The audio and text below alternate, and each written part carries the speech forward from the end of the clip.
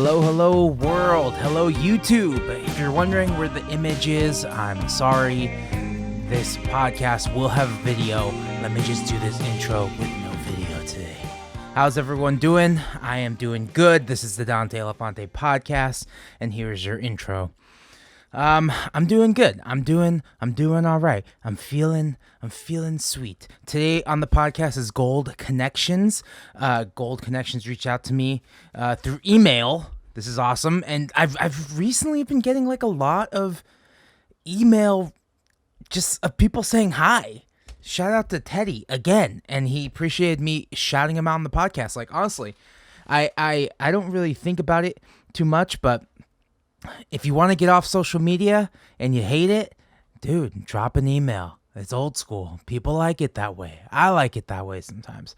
I still need to respond. I'm talking about on the podcast and I've yet to respond. But, we can't treat emails like text messages. Like, you can't expect an email back right away.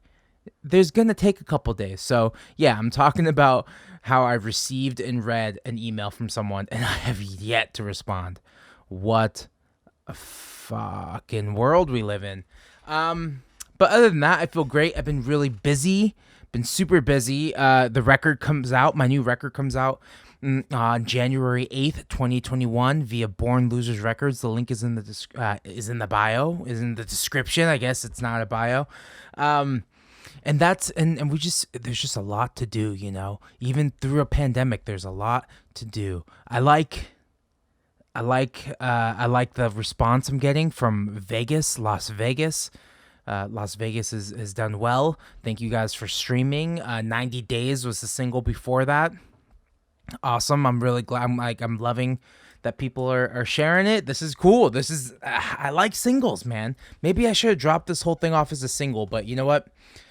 I'm stoked. The record came the other day. I received a package and the record is here.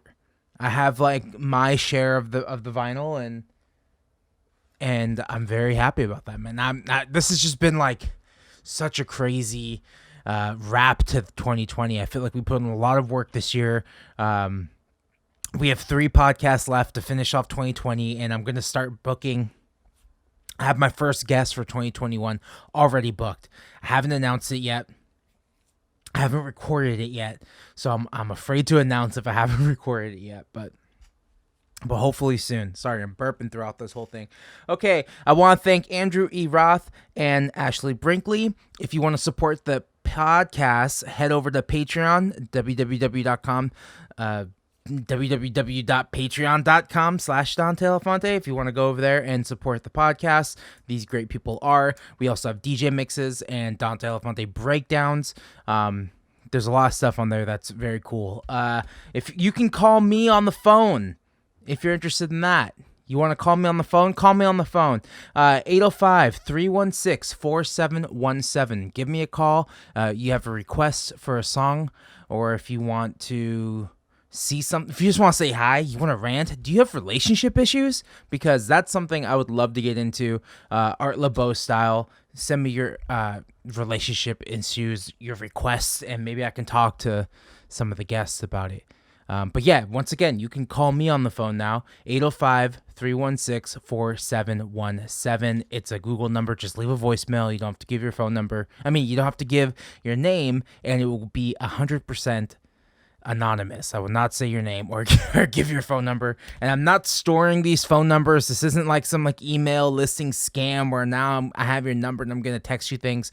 None of that. I literally don't want your phone number, but you can call and leave a voicemail, and that's just a new element, a new thing. I'm trying to upgrade, man. What's gonna happen in 2021? Do I buy another camera to have 2 cameras? I don't know. I'd buy another mic. Like, when things start rolling again, there is a timeline. We're looking at a timeline here of maybe the vaccine will be ready by April, May, June, July. Everyone starts getting vaccinated. If you feel okay with that, I'm pretty sure it's fine. I am not a doctor, but I'm just an optimist, and I think it should be fine if we get the vaccine. I don't know. Who knows? This could be the audio that just does me in, man. I don't know. And then I end up having like a fucking, I don't know, horn growing out of my head. It turns you into a fucking unicorn. But I don't know. I think if everything goes well and the vaccine's popping like they say it is, then maybe we could start doing some podcasts IRL. Maybe we could play a show. Maybe I can live my life again. Maybe I can go back to work. These are the things I'm hoping. These are the things I'm hoping and dreaming of. I don't know though. I've been thinking about it a lot, and I really miss playing shows. I watched the Paul Cherry live set the other night. I paid for it, and I was like, this is fucking awesome. The chat section felt like a show. I felt like I was at a show. I felt like I was just like eavesdropping on everyone's conversation, and it was awesome. I really miss playing shows, and it's easy to forget how much going to shows, because I don't know, prior to this pandemic I didn't feel like I went to too many shows. Like, I didn't go that often to a show. I don't know. Maybe I'd go if someone came to Santa Barbara. If there's something happening in LA, I'll make the drive. But I feel like it wasn't happening that often. And I was like, oh, well, maybe my days of going to shows, maybe that's such an early 20s thing. Having shows is such an early 20s identity thing. Like, oh, I go to shows. But like, yeah, I think this year really made me realize that it is a part of my identity, and I do miss it. I really miss it. I don't know. Hold on 1 second. Okay, I just plugged my headphones in. I can actually hear myself talk now, and maybe that is the downfall of this intro. Gold Connections is here on the podcast. Thanks for everyone for listening. We do have Dante Elephante shirts still available. If you go to Hello Merch, you can find some shirts there. We have some more merch coming. I don't know when it's gonna happen. I really want a hoodie or a crew neck. That's what I really want next. I don't know. We're gonna see. I really want to see how I can get those done. But other than that, thank you so much for listening to the new songs. The album comes out January 8th, 2021. Get ready. I'm glad people like the music videos and the live sessions. Those live sessions were recorded like, I don't know, maybe in April or May. I can't remember when we recorded those now. Maybe June? I have to look. But that felt like a show. That was like the closest thing that a show was to me. So that was my little taste. I got that at the middle of the year, and then towards the end of the year, I got the Paul Cherry show, which was the Audio Tree live stream that just felt, oh man, I miss this. I need this shit in my life. But yeah, other than that, man, I'm feeling good. Christmas is coming up. Happy Hanukkah for anyone celebrating. And then after that, we got New Year's resolutions. I guess I'll save the New Year's talk for the New Year's talk. All right, Gold Connections. In this podcast, I make it sound like I'm at the very, very end. I noticed this while I was editing. I make it sound like he asked me if I'm gonna follow him on Instagram. And yeah, I followed him back on Instagram, and I have no issue with following people back on Instagram or Twitter, but I did notice like my answer was really fucking weird. Like I wasn't going to follow him back, and I apologize for that. But I have to let it be known that I have followed him back on everything, and we are friends now. And yeah, this is like literally you're about to listen to me meet someone for the very first time online. Really only emailed a couple times, and I really like this episode. And I did follow him back. It's fine. We are friends, and it's all good. But yeah, I go into this rant about curating my Instagram feed, and then I'm looking into his eyes as I'm editing this podcast. I'm like, oh no, I'm an asshole. And I don't want to be an asshole. So I am letting the record show. I followed him back, and everything is A-okay. Yeah, so just to recap, Patreon, if you want to support the podcast, head over to Patreon. I also got DJ mixes. T-shirts are available at Hello Merch /Dante Elephante. I don't know the actual. I'll put it in the description. And Thank you to everyone who's listening to this. I see the numbers for the audio doing really well. YouTube's also doing really well. Thank you guys so much every week for listening, and maybe I'll get some Dante Elephante podcast merch soon. I don't know. Haven't thought about it yet.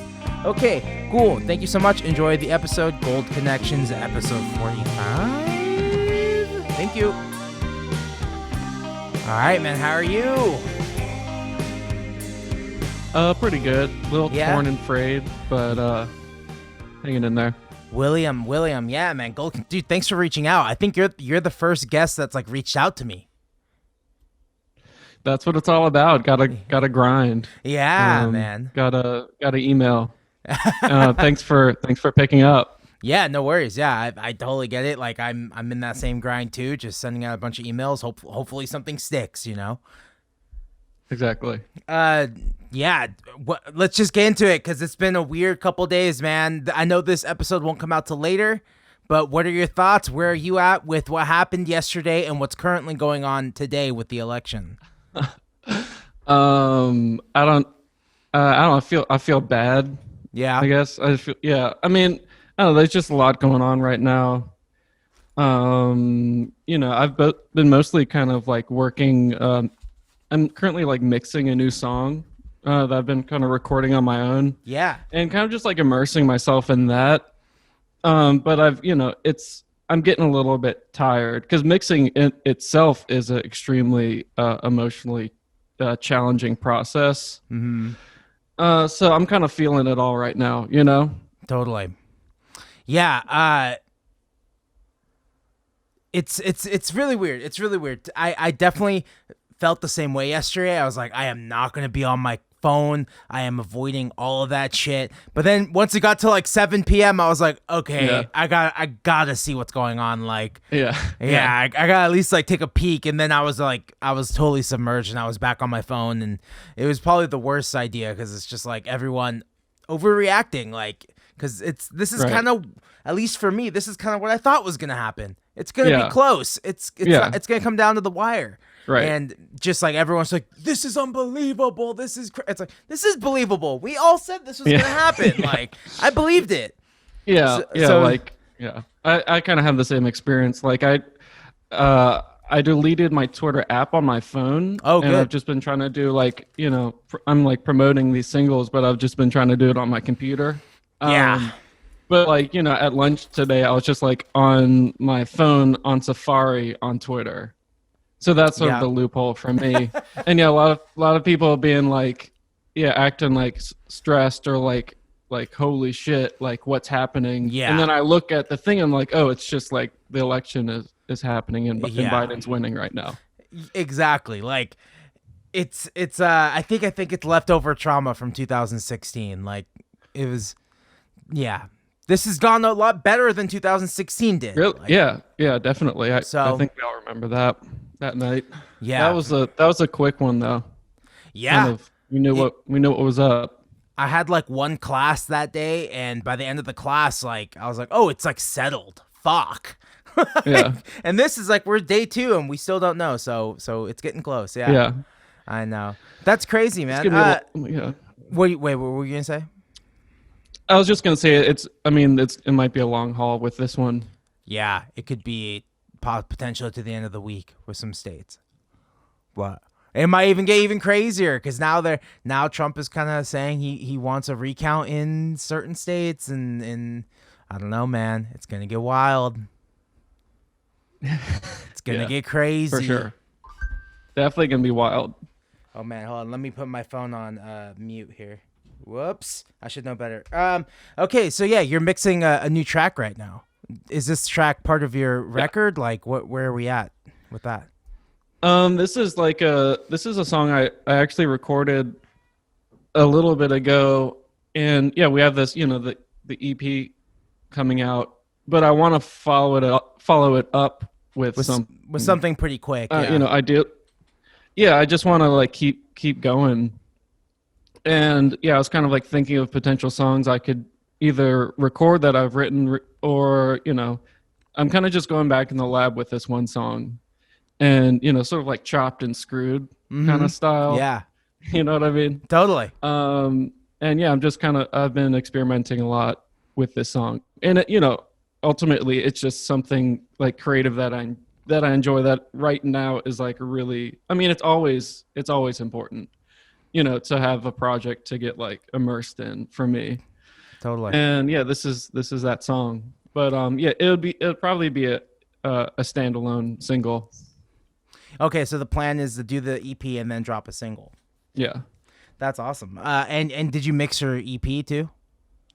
Um our engineer Will Evans mixed it. I was definitely breathing over his shoulder the entire time. Yeah. So I was involved.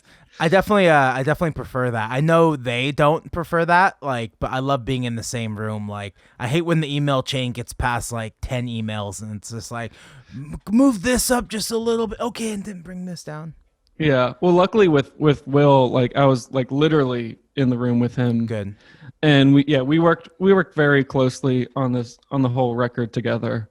When he engineered everything other than drums, which my friend Daniel engineered, but yeah, he sort of like assistant produced it.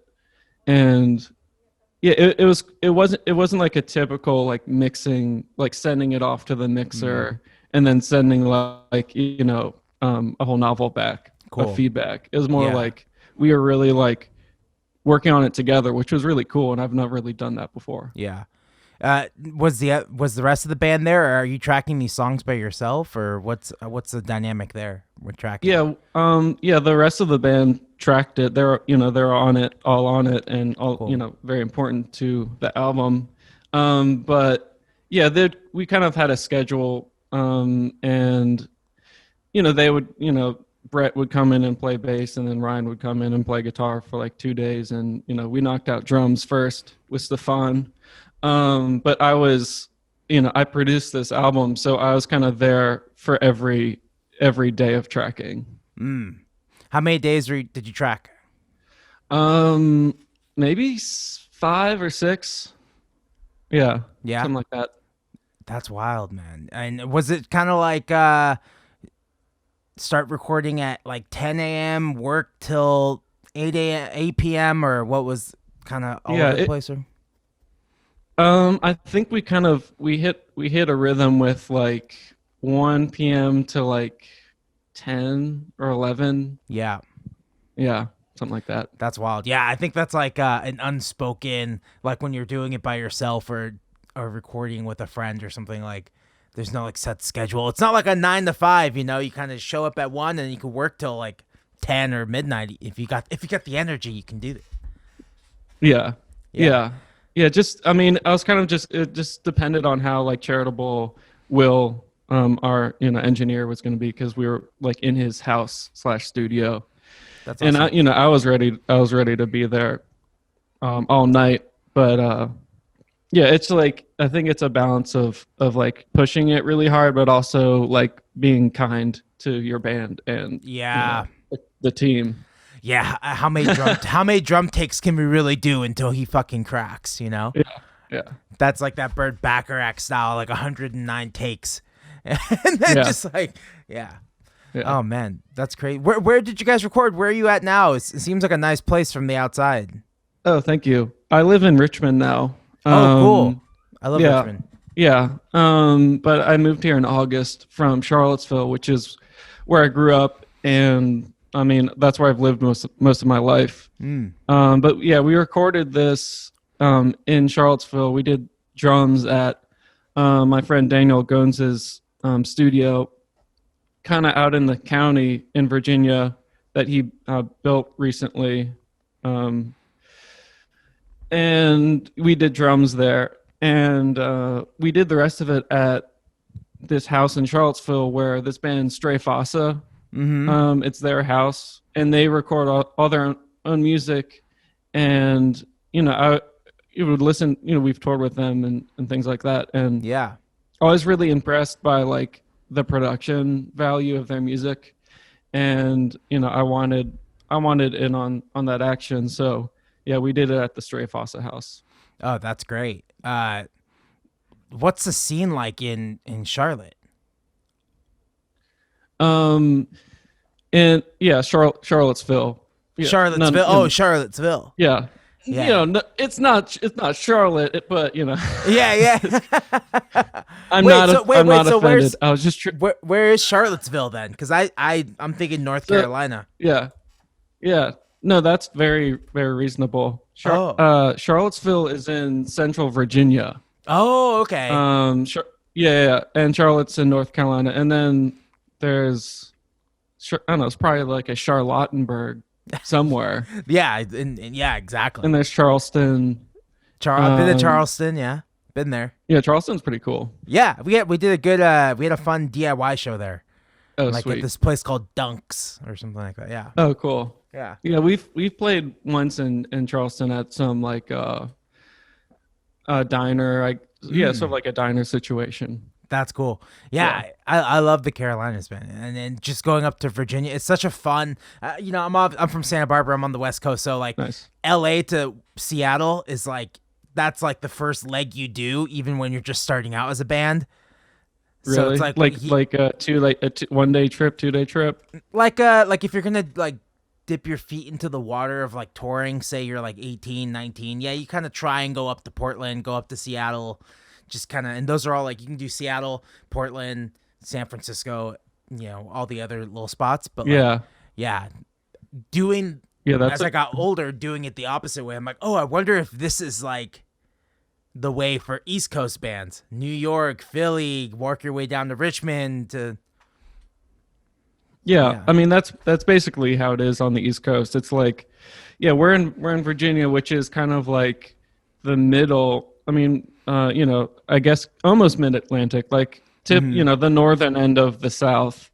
And so, yeah, like we'll go up, DC, Philly, New York, Pittsburgh, but then we also go down to Raleigh or Atlanta, Nashville, all that stuff. We've done one West Coast tour, which was really cool. And we started in Montana. Oh, and then went up to and then went up to Seattle, and then went all the way down to LA. It was like a pretty long tour. Was it Billings, Montana? We stayed at a motel in Billings. So that's where we stopped. And wait, what's the other place? What's one other city in Montana? I don't want to say that. I don't know. Okay. I just know Billings. It was really cool. Yeah. Billings, that's like an oil town or I think so. Something like that. Yeah, I had a one tour cancel on me at the beginning of the year. Well, cancel on all of us. And one of the stops was in Billings. And I was like, gonna go check that out. Never been there. Yeah, that should be new. Yeah. How was it for you? The show was canceled. I didn't right. The Corona.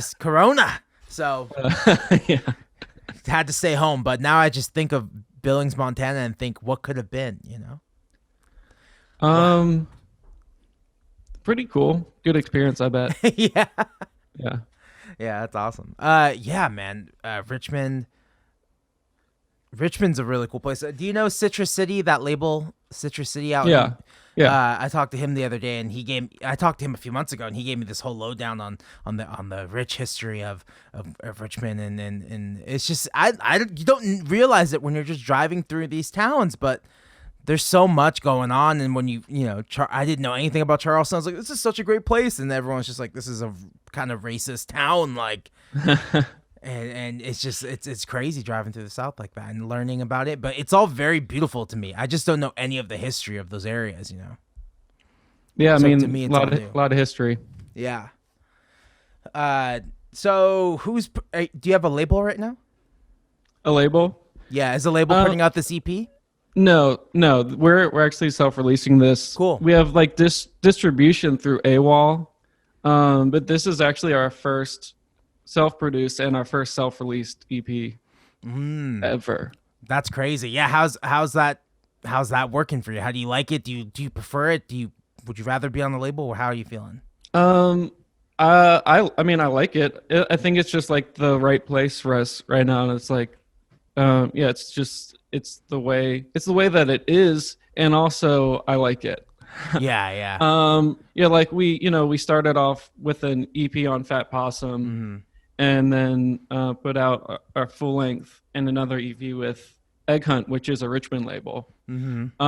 And yeah, and now we're kind of just like, we have distribution, but we're printing. We just got this EP on cassette, Yeah. and it's coming on digital. And I don't know, I definitely enjoy like the flexibility of it. Like I said, like I kind of just decided the other day I might want to release a single right after this EP. Yeah. And that would require a lot of coordination and sort of like red tape and whatnot to get that through a label. But I can just do that. Totally. And I think that would, for us, like I think that would be a good outcome. But like with a label, it's just like you have to negotiate. Yeah, because they have like a release schedule. So where can they fit your track? Yeah. Like your new single, it's like you just put something out, and then blogs I feel like are kind of going away. But there was a time where blogs didn't want to share new music from you if you already had just released something. So it's like you already have more. It's like it's weird, but I feel like that whole mid 2010s thing is gone. I think the industry's changing so much, and it's like almost a cliche now, but like you don't need a label, and it's more fun, I think, sometimes to do it yourself. If I wish I had more monetary backing to do the things I want to do, but it's fun. It's still fun regardless. But yeah, I mean, that's the thing is like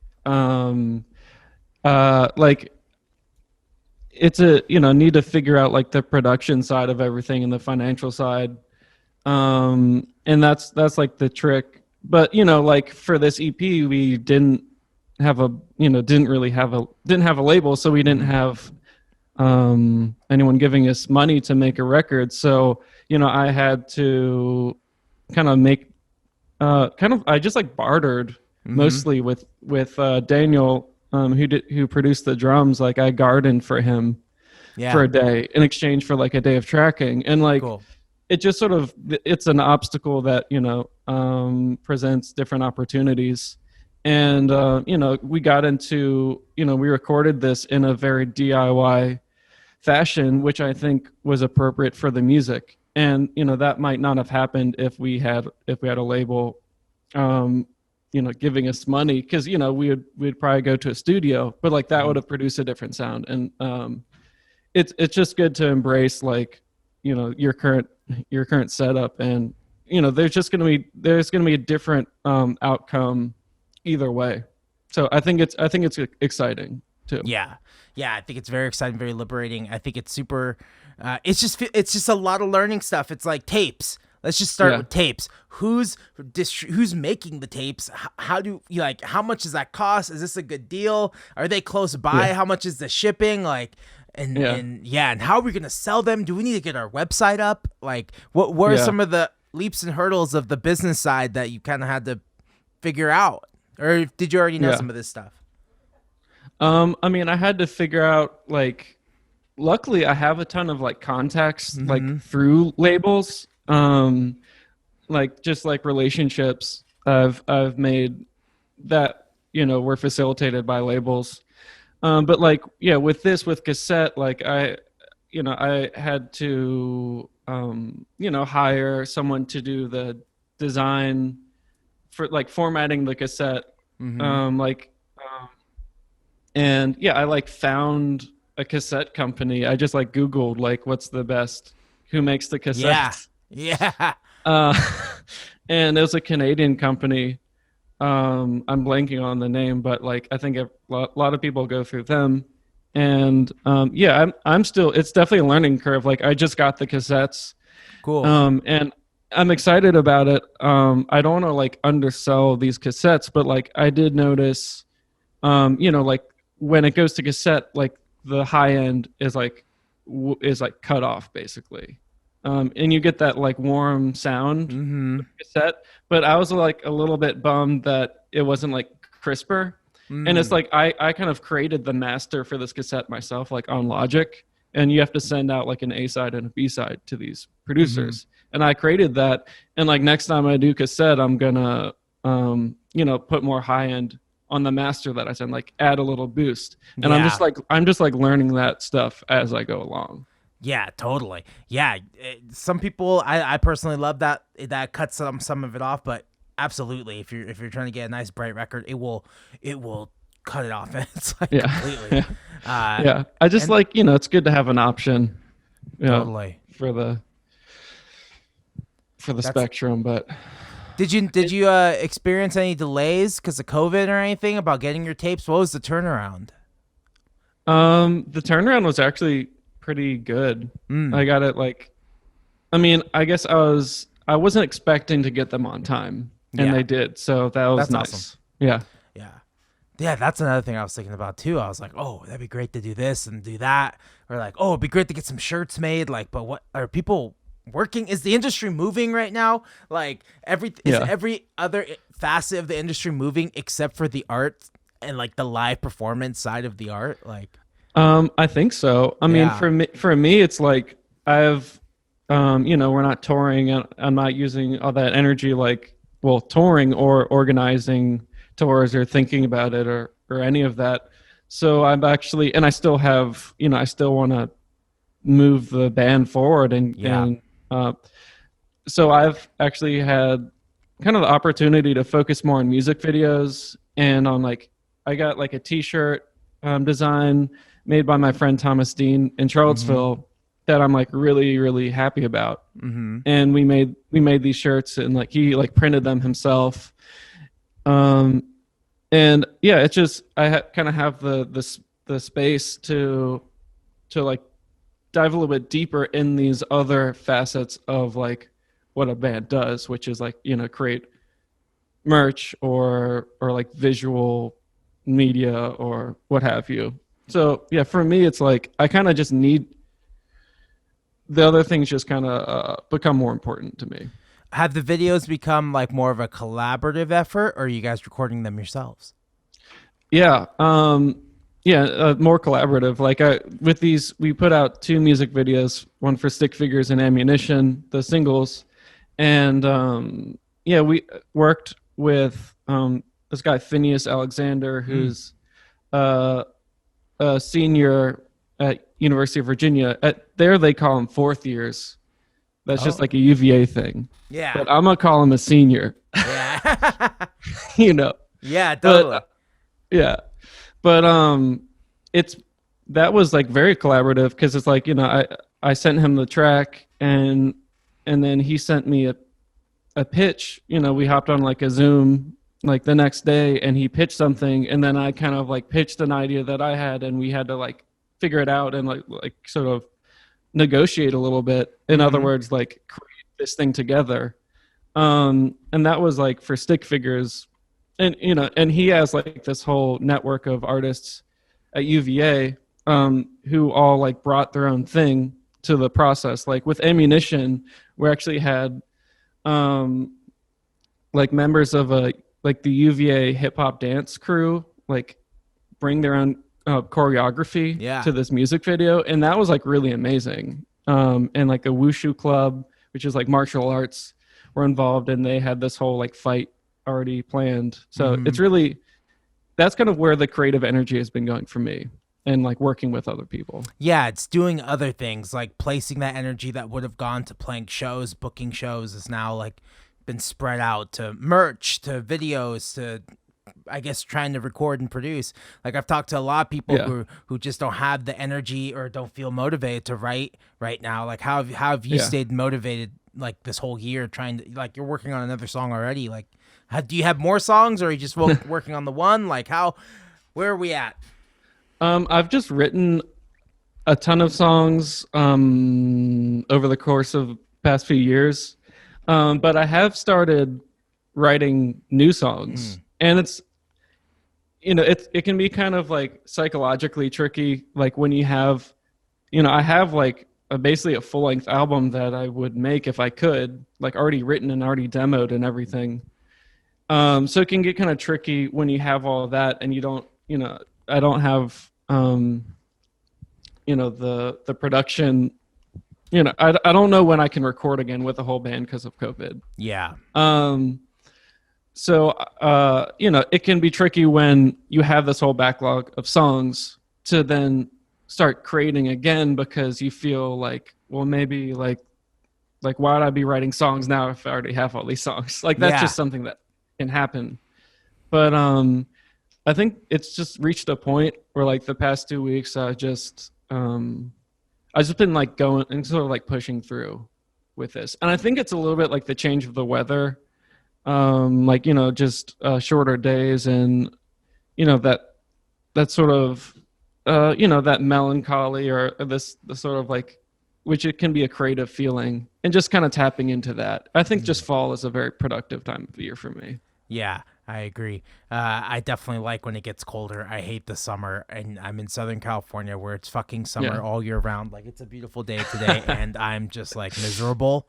And yeah, it's hard. You to want some rain? I love it, man. I don't know. That's why I'm in this place right now where I'm like, do I stay here? What's in it for me to stay in California? Like, yeah. I've gotten to the age where I don't think I need to live in LA. I wouldn't suggest anyone to move to LA unless you really felt like you needed to. But like, I think you can be a successful band in any city you live in now. I think if you just have a really strong internet presence and build something, something can happen for you, and the road will come. Yeah. Like, I don't know. What are your thoughts? You think you need to live like, because there would have to be like pressure for someone in your area to end up in a New York or to go to somewhere like that. Yeah, I mean, I'm all about baby steps. Yeah.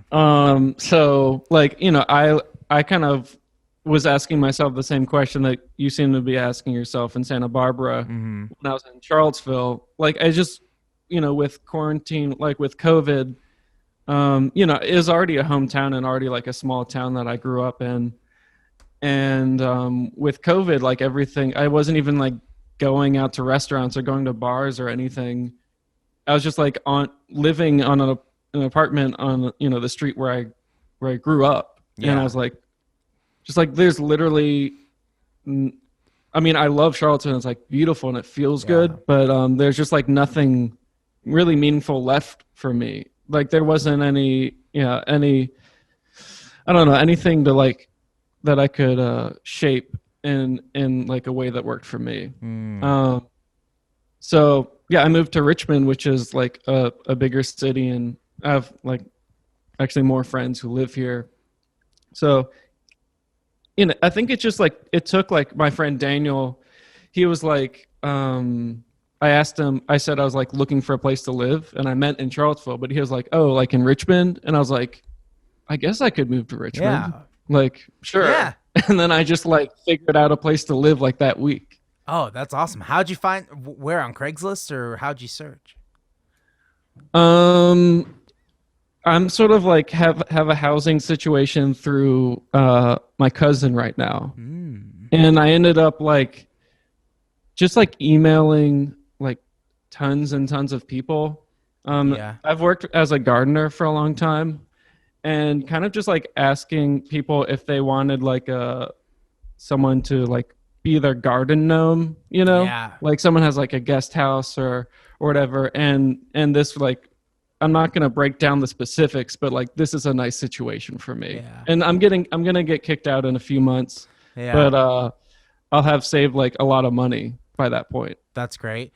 Yeah, so you're just doing landscaping on the side right now. Right now I'm working for a nonprofit. I'm not going to like mention the name. Sure. Hold up. Just these days, you don't really want people knowing where you work. Yeah, hell yeah. You know? No, totally. But I'm doing. I won't say much more, but it's like it's a really cool job, and I'm helping people. And, that's awesome. You know? Yeah, I just did an interview the other day, because that's the other side of my brain. Oh, should I get a job? Like because I always just do part-time jobs. If I have to quit, like for tour or something, I'll do it. Yeah. Just like, like a sandwich gig, coffee shop gig, something Yeah. easy like that I don't feel bad if I leave. But then I had an interview with a nonprofit. Like, it's just like this Channel Island. I'll tell them I didn't get the job. So this Channel Islands restoration, they kind of just go to the Channel Islands and restore with the natural plants. And they're looking for a marketing director. And I did the interview, and I was like, halfway before the interview, I was like, do I want to do this? This is like a real job. Like, do I want a real job again? Like, I don't know. I think, I know where you're coming from, and I mean, this is another element of like the sort of COVID landscape is I have a year where I know like I can take a job for like a year and like I'm not going to go on tour for a year, and I have the time to do that now. And that's actually really cool because I've like you, I worked in like coffee shops and then did landscaping for a long time to like accommodate a touring schedule. Yeah. And there's like definitely a cost that comes with that. Like you just don't have like you don't have like a normal life. No. So it's nice to like kick it with the normies for a while. I know. It kind of, there's a feeling of like, oh, maybe, I don't know. Like they're talking to you at work. Like last time I was in an office, they were just like, so what do you like to do for fun? I'm like, I'm in a band. And they're like, that's fun. Where do you guys play? It's nice to have hobbies. Do you guys play locally? Like, yeah. Kind of. Yeah. Yeah. Yeah. It's nice to have hobbies. Oh, how fun. I love music. Like, okay, I'm sure you do. I'm sure you love music. Yeah, they don't get it. No. They don't get it.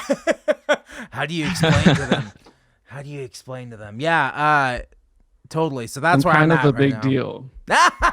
In my own head, I'm kind of a big deal. I'm bigger than this office. I'm the main character. Leave me alone. Yeah, no. Yeah, I'm not playing at your open mic.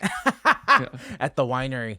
Oh, my buddy's the manager at this brewery. He'd love to have your band play for and I started out playing 3 shows hours? like that. Yeah, I started out playing shows like that. 3 hours, they give you $300, like, and as unlimited pitchers, and you just get trashed, and it was awesome. But we don't. Yeah. We did like 3 of them and like completely ran out of steam. We're like, we cannot keep doing this for 300. Like $300 isn't worth like killing our livers and our inspiration. Like, I think I was never great at my band was we were never really cut out for that because we have like an hour of like original material, and then we just like I just don't know any. I don't really know many covers. Like I know like a few Neil Young songs and a few Bob Dylan songs, and like that's all I've got. Yeah. And I'm the same exact way. I don't know any covers, and the covers I do know, I'm like, when did I learn that? And why did I learn that song? Like I don't know. I must have learned it at some point. Like, yeah. And nobody wants to hear me sing Glenn Campbell, you know? Yeah. But yeah, that's awesome, man. I think you guys are doing a good thing. I think you guys are staying active and doing the best you can under the circumstances, and hopefully history will look back on those of us who busted our ass fondly versus the bands who are just like, I'm just gonna hide for the rest of the year and do absolutely nothing, and when everything comes back to normal, I'll just continue my normal career. Yeah, this is when it becomes really crucial to think that someone's watching over us. I hope so. I hope so. And I think I don't know, for bands like us, I don't think I could have taken off 2020. You know? Yeah. I can't take it off. I feel like I would regress. I feel like I would just get depressed and I wouldn't be able to I don't know, I got to stay busy. That's just me though. Yeah, same. Yeah. I gotta be doing something. I know. Oh man. So what's next? Yeah, what's next for you guys? I mean, I don't know. Yeah. Who knows? Yeah. Like, I want to record another EP. And have you guys been able to get together and practice? No, we haven't. We haven't all been in the same room since we recorded this album, actually. But I want we just need to figure out a way to record our next EP in a safe way that that everyone's comfortable with. or everyone's comfortable enough with. But yeah, that's the next step for us. Totally. And it's gonna happen. We just need to figure it out, the logistics. Do you think you'll end up just recording it yourself in your house, like doing it very DIY like that, or are you looking to find another producer to work with, or how? Like, I think I would like to work with Will Evans, who I mentioned. Yeah. Who they have this studio. Okay. And like a home studio, like the attic. That's where we did it. But I think we have a good working relationship, and I mean, I'd love to work with Daniel again. I know, they have like a professional like nice studio, and I don't know what we would figure out in terms of like compensation, but yeah, it'd be cool to work with like the same crew, or possibly like some Richmond people who have like a bigger setup than my one microphone and Logic. That's awesome. You can do a lot with that. You can, yeah, you can. It's just it's I see more and more people just recording themselves, and I've downloaded Pro Tools and I fucking hate it, but I'm starting to get a hang of it. And I've just never been the one to record myself. I've always worked with other people. Like maybe I'll do my demos by myself, but not like try to make something like that I would feel like, oh, I could put this out. I feel like I'm not there yet. Yeah. But it's been cool. Yeah, it's hard, but I think it's pretty cool to get something to a point where you'd be happy releasing it. Who are some of the like the people you listened to growing up? Musicians, artists. Like growing up, I listened to a lot of like just music that was coming out at the time, like in the late '90s, like Everclear, and I listened to Cracker a lot growing up. Oh, Cracker. Yeah. Like Kerosene Hat is. I mean, that's still one of my favorite albums. Yeah. And they were like a California to Richmond transplant band. That's crazy. Cool. Yeah, I guess I haven't really listened to too much. I know the band, but not enough to like at all. So that's cool. Yeah, they're good. Yeah, I kind of just I guess like REM or Third Eye Blind. Yeah. And then like in high school, I got more into like, like ninth grade, I got into like Jane's Addiction and Pearl Jam and like Nirvana. And I mean, Jane's Addiction, I got a lot of love for them. Yeah. And like Oasis. Oh yeah. And I love Oasis. Don't get me started. That was like a big band for me. That was like 6th grade, and I was watching. Yeah, I love the '90s on VH1. Oh yeah. And then that's how I heard Wonderwall for the first time, and I was like, "What the fuck is this?" And it like blew my mind. And then I went on LimeWire and downloaded a bunch of songs, and yeah. Yeah, I remember. Yeah, I think I think it was like seventh or 8th grade for me. Like I remember for Christmas, my dad gave my brother and I each like a best of CD, and my brother Henry got Oasis, and I got the Police. Oh, there you go. And I mean, I like the Police, but I remember we put on Oasis, and Henry was like, he didn't really like it. So I took it. I was like, this sounds fucking tight. Yeah, totally. And I took that CD and, I listened to it that night, and it was a big deal. It's so good. Best ofs, like the best of like record, I feel like it's something that's like dying. Like I lived off best ofs. Every Christmas I got a new best of. Starting with no, go ahead, sorry. Yeah, I mean, I feel like best ofs are like almost frowned upon, and when it comes to like a formal release, like it's just like not cool anymore. But at the same time, like we create our own best ofs now, like on Spotify. Like you kind of have to create your own playlists of your own music just to get like, I don't know, because of like Spotify can be formatted in a way that like it's hard to navigate. Yeah, And like, you know, you'll see like Big Thief like publishing their own best ofs, but it's just like a playlist, you know. totally. Yeah, what's your relationship with Spotify? Do you like it? Do you hate it? um I don't know. I don't know. All right. uh what'd you think of that news that came out this week about like being basically payola on Spotify? Labels and bands can pay for like advertising spots. I saw that. Yeah.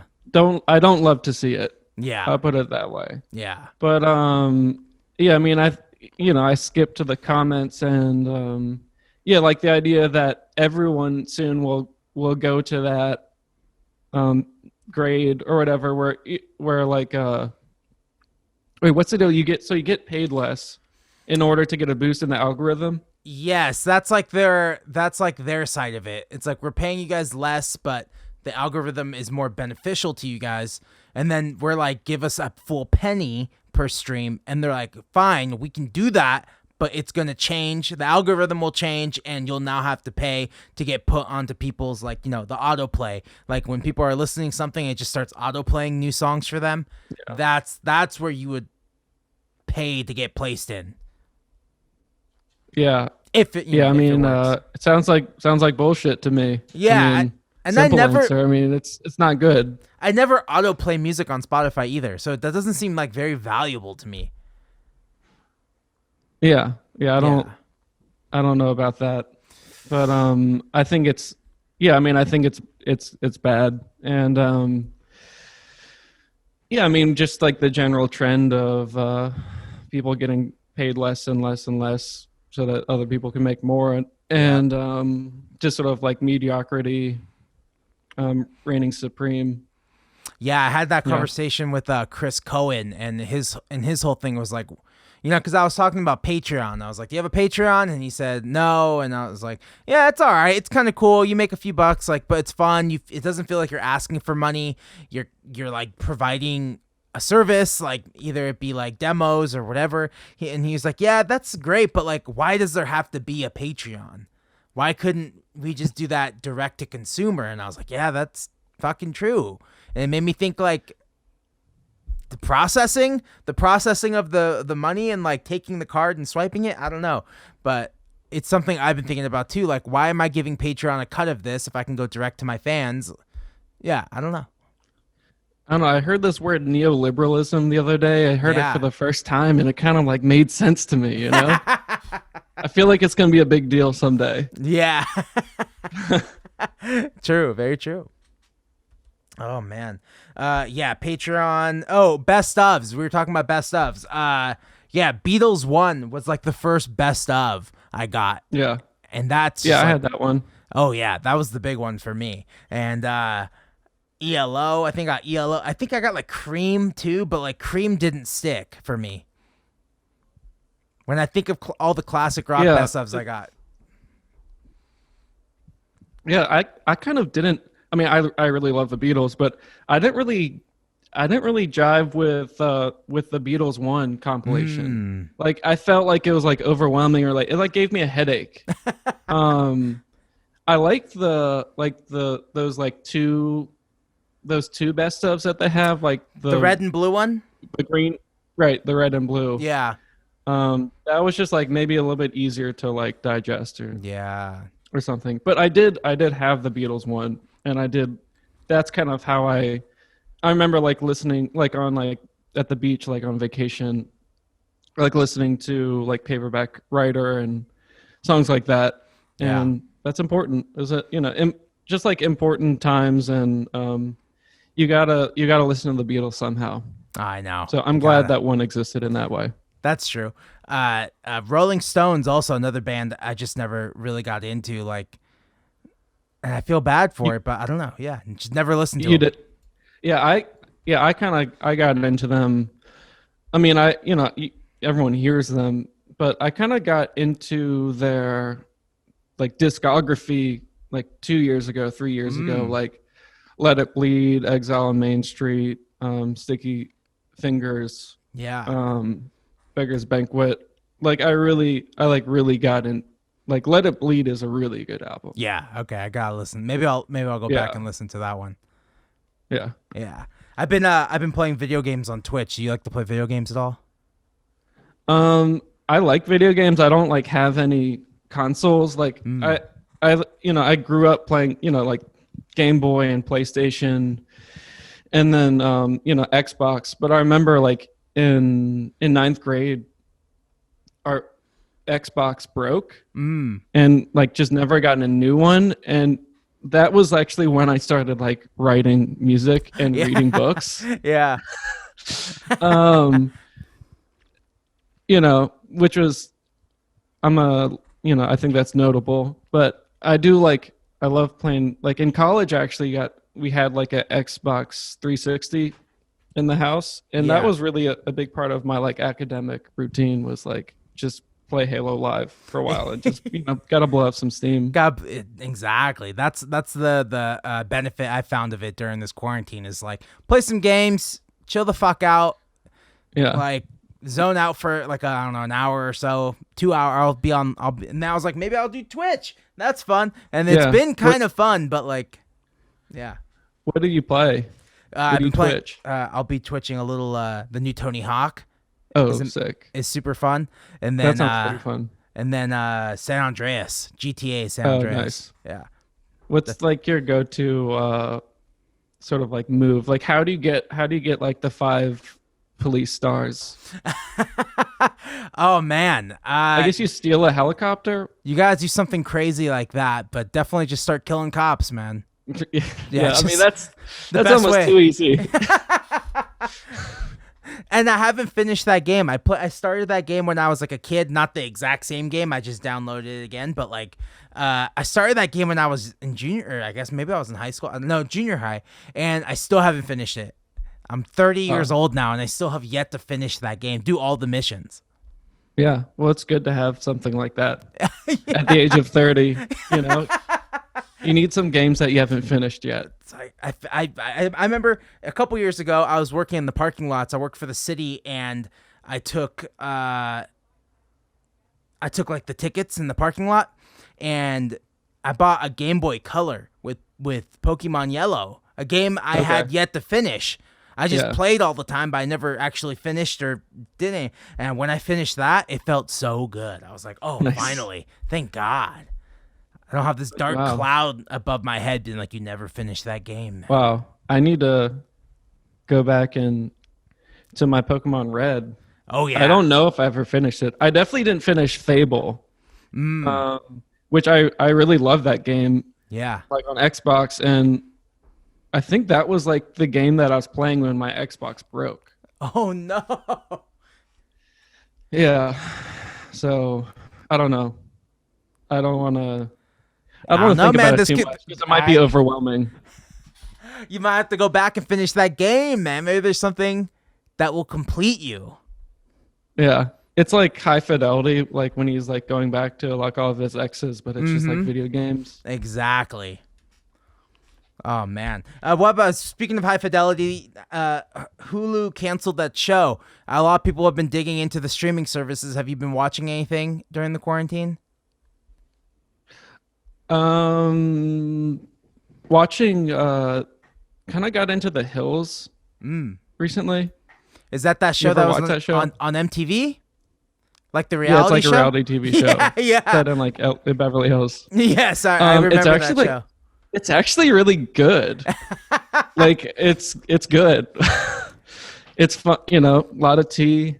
A lot of drama. Everyone, pretty well done show. I've kind of been watching David Cronenberg films as well, kind of alongside, like Scanners, and I watched The Dangerous Method, which I kind of like skipped over, which is about like Jung and Freud, and Anna, I think, was their patient that they kind of like fought over a little bit. But I was watching Sopranos as like. I'm kind of like in the 4th season of The Sopranos. Oh man, yeah, I'm in like episode 2. Got a lot. Yeah, I'm like episode 2 of Sopranos. I'm trying. I've loved every episode. All 2 episodes I've seen right now, but like it's something about me and shows that every episode's like an hour. Sometimes it's hard for me to dig in. Did the same thing with Mad Men. I couldn't really get into it. It was like each episode was an hour. Yeah.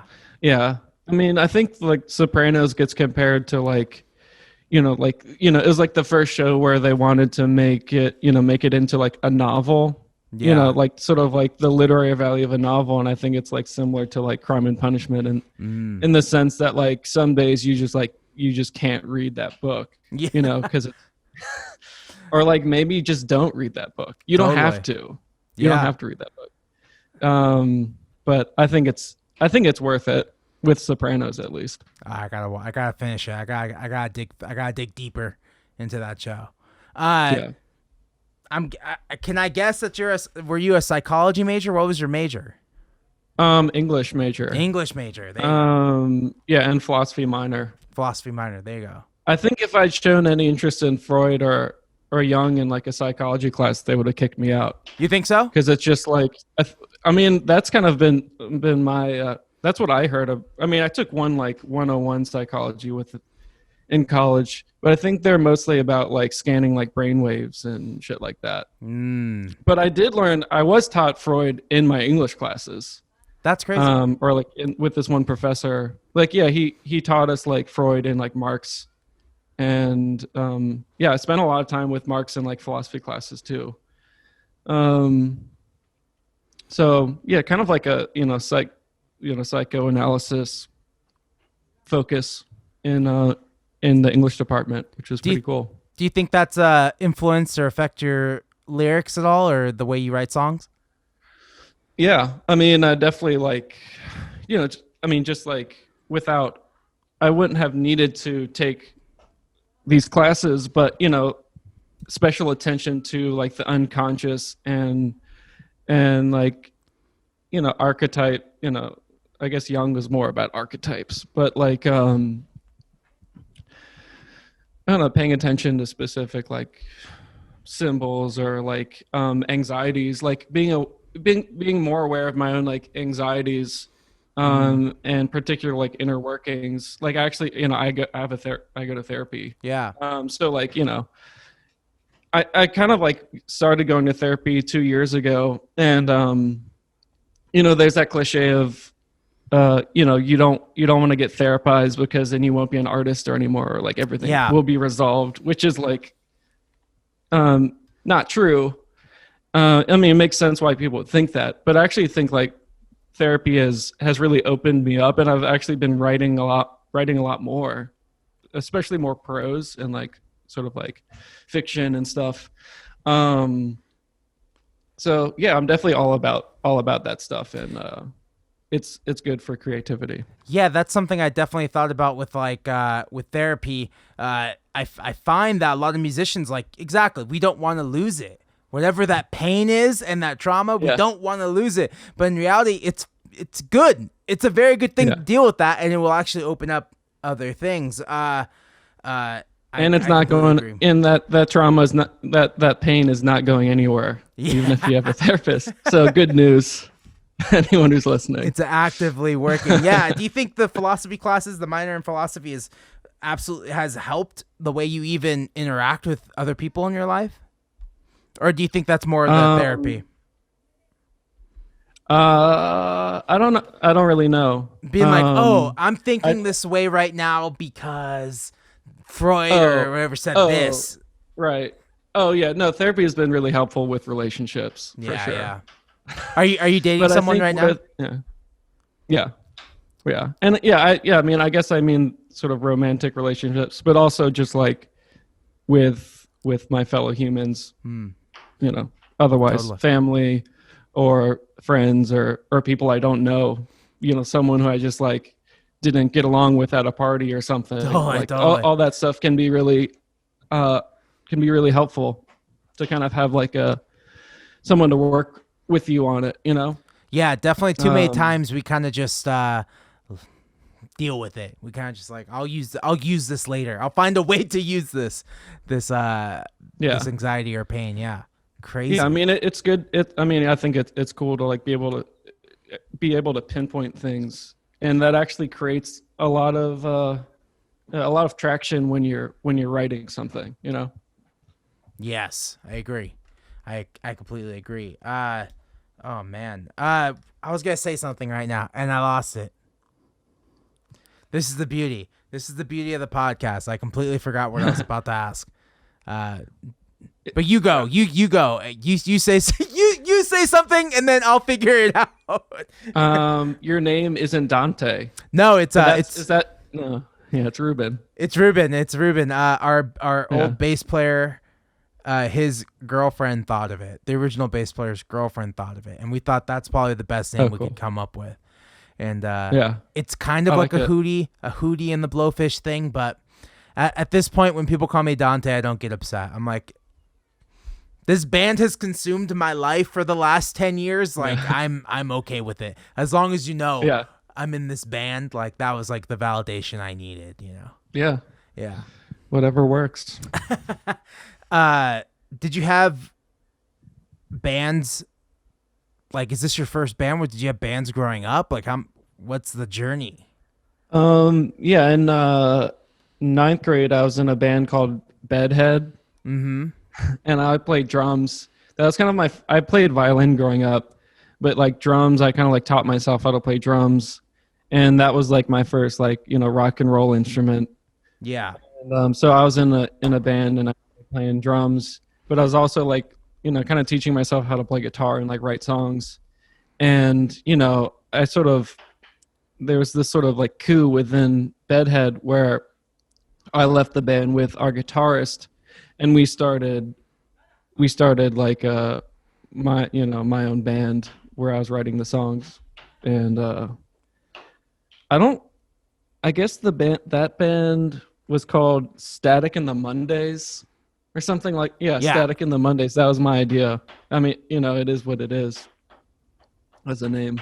Yeah. How long did you do that band for? I think both of those bands lasted like one Battle of the Bands. Oh, there you go. Yeah, yeah. But I do remember like performing my own music for the first time on a stage, which was like, it's a really big experience. Yeah. And I was like, 15. What was that? Was that the moment it kind of clicked that maybe I want to do this like forever? I definitely knew that it felt, well, I was really like, I was really nervous, but it felt like really, really good. And yeah, I remember like kind of coming home after playing the first show where I was like singing and playing my music and just being really, really excited about that.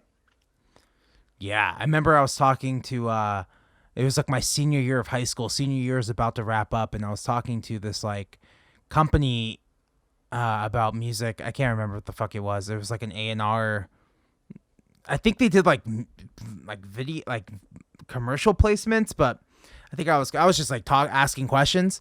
I was like, graduating high school, like what's the advice? And they're just like, well, have you committed that this is what you want to do forever? And it was like the first time I'd ever even thought about that. And that kind of made it click. I was like, oh, I think I do want to do this forever. Yeah, sometimes it just takes someone asking you that question. Totally. Because prior to that, all the shows I had done in high school, like I was in a band with my cousins from when I was like 14 to 17.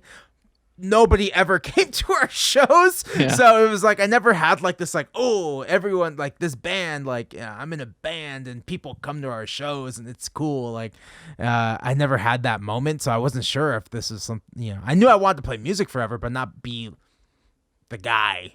Right. So yeah, I mean in high school, like we were never the cool band. Yeah. Like there were cool bands and we were not that. And yeah, I meant like it's like kind of what we're talking about with breweries. Like, we would play like original music, and that was like kind of cool for a few people in the audience. But then, the other band would come on and play like the Hive song. Yeah. Or, like, be playing like the Hives or like Blur or something, and people would just go like ape shit, and they loved it. That's amazing. But I think it was I take pride in the fact that I've never won a Battle of the Bands or anything. Yeah. Not that it's bad to do that, but I think I always felt the way I felt about it was like, it's a good sign. Yeah, we did two Battle of the Bands as Dante Elephante, and we lost both of them. And the bands that won aren't even fucking bands anymore, and did not nearly have the type of success that this band has. So I'm very happy, and I'm glad I didn't win. But also, I think I would have done this anyway. So I wish I would have fucking won those things. Yeah, exactly. God damn. I mean, yeah, it's good to have some obstacles like at that age. Yeah. It definitely humbles you too. A lot of things are humbling, Like, have you done South by Southwest? Yeah. That's a humbling experience. Yeah. That's just like ultimate like ant farm. Yeah. It's like all the bands just like tumbling on top of each other like fucking ants in the farm, and it's like going from one venue to one venue, realize they're all the fucking same and everyone's looks the same, and it's like, what the hell? Like, what are we doing? What's the purpose of this festival anymore? Yeah, that's how I felt. I think that's just like I think South by Southwest is a good like maybe an allegory or something for like the whole music world, where it's like there are opportunities where you can get in front of people, or like I ended up through like Fat Possum, who opened certain doors, like shaking hands with people who were like like really important like booking agents or whatever. We didn't get any of them. No. But like meeting those people and like performing in front of them, and just these opportunities in which like I guess your ego expands a little bit, and you can get kind of enter this like world of I don't know, the celebrity, like, or sort of approximation of that sort of fantasy world.